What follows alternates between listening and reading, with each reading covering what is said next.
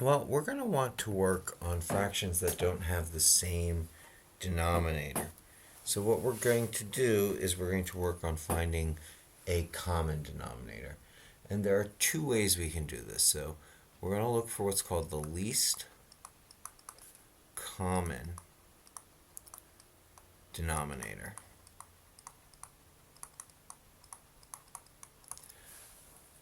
And the first way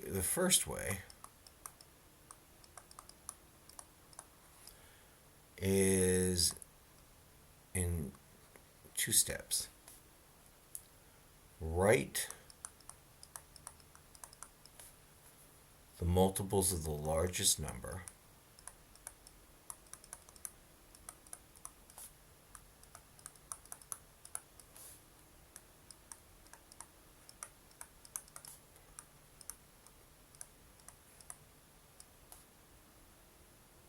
starting with the number itself,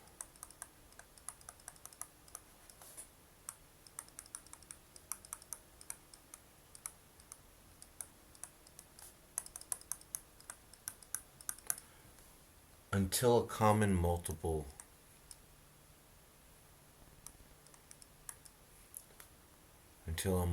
common to all numbers is found.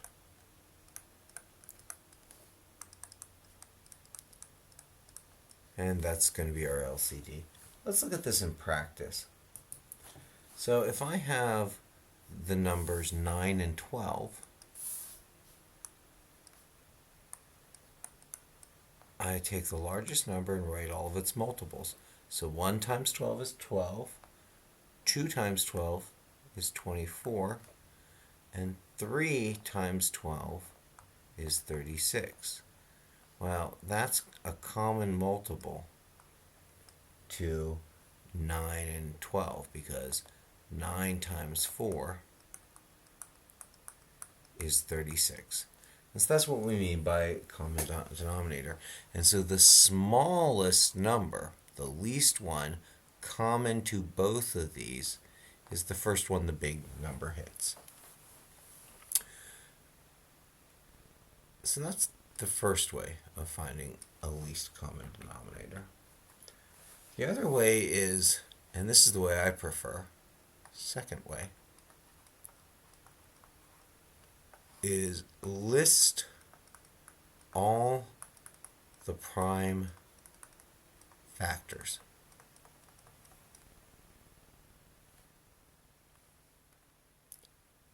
Circle the greatest number of times the factor appears.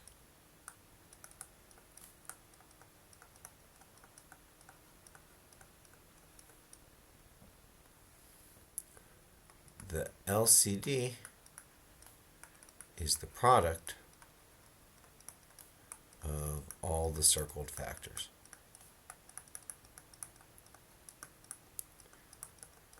Now, this sounds a little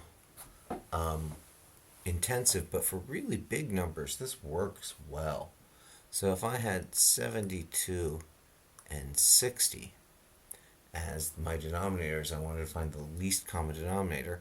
Well, I'm going to start with a factor tree. So that's 9 times 8. That's 3 times 3 times 4 times 2 times 2 times 2. So the prime factorization of 72 is I've got 3 2's, 2 to the third, and 2 3's, 3 squared. Now I'm going to factor 60. Well, that's 12 times 5, and that's 4 times 3, and that's 2 times 2. So I have 2 squared times 3 times 5. Well, 2 and 2 are here, but the biggest one is 2 cubed. 3 and 3 are here, but the biggest one is 3 squared. 5, the biggest one is this 5 to the first. So the LCD is going to be 2 cubed times 3 squared times 5, or 8 times 9 times 5, or 72 times 5, or 360. And so this factorization process works the best. But notice we're always taking the larger power of each factor that occurs.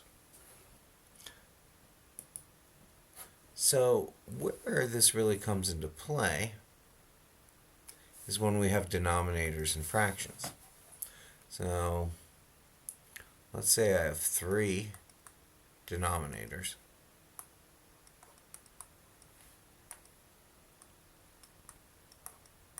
So I only care about the denominators here.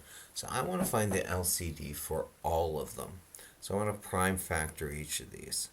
So 15 in prime factors is 3 times 5. 18 is 9 times 2, or 2 times 3 squared. And 54 is 9 times 6, so that's 2 times 3 cubed. And so 3's are common, and the largest one of the 3's. 2, the largest one of the 2's is just 1, 2, and there's 1, 5. And so the smallest denominator I can get that's a multiple of all of these is going to be 2 times 3 cubed times 5, or 2 times 27 times 5. I'm going to do these multiplications first because that's 10 times 27, or 270. So the LCD is 270. Well, this can also happen with variables. So I can have the fractions 3/5, the fraction of 2 over whatever some number x is, and 7 over x cubed. Well, my factors of 5 is 5, my factors of x is x, and my factors of x cubed is x cubed.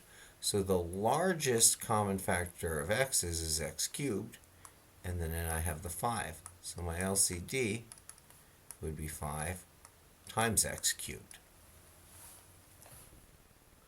So this process of finding an LCD is nice because what I can do is we can look for the least common denominator, or the least common multiple, I guess is the, how we would write it. So the LCM, or the least common multiple, helps us find least common denominators. So if I have some fraction,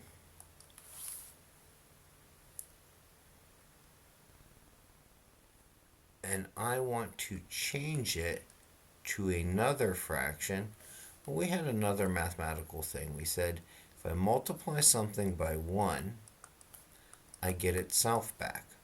But what's nice about 1 is I can write 1 as some number over top of itself. And so I can multiply a over b times 1. But this is going to change what it looks like when I have a times c over b times c.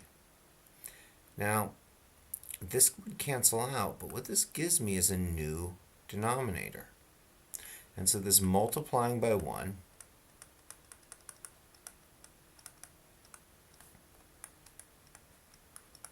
is what we want to do, because it won't change the value, but it'll change how it looks.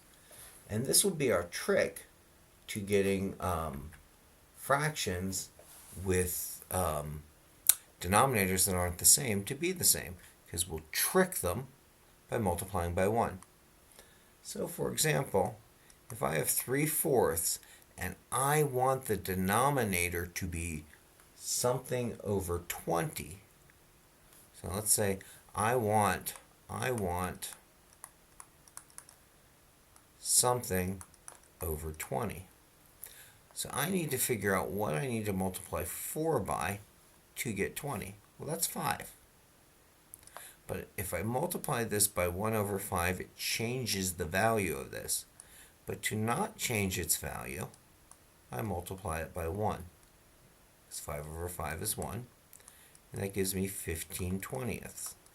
Now 15/20 is equal to 3/4. We've just changed the form.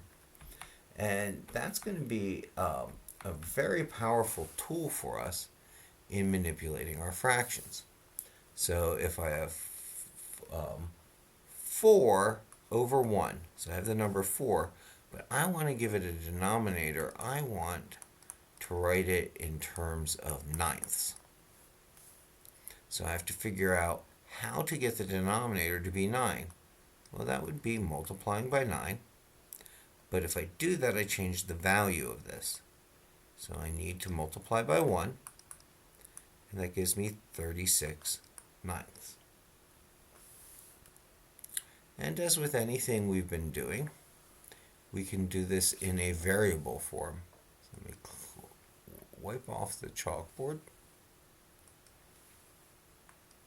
And let me show what this looks like with variables.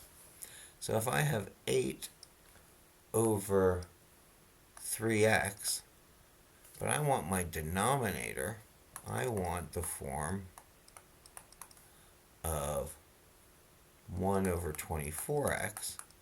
Well, what do I need to multiply 3x by to get 24x? Well, that's 8. So I'm going to multiply the denominator by 8. But not change the value of this thing, I multiply it by 1. And so I get 64 over 24x.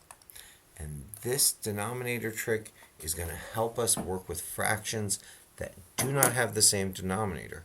Because we're going to be able to force them to have the same denominator so we can add and subtract. All right, we'll see you on the Section 5 video.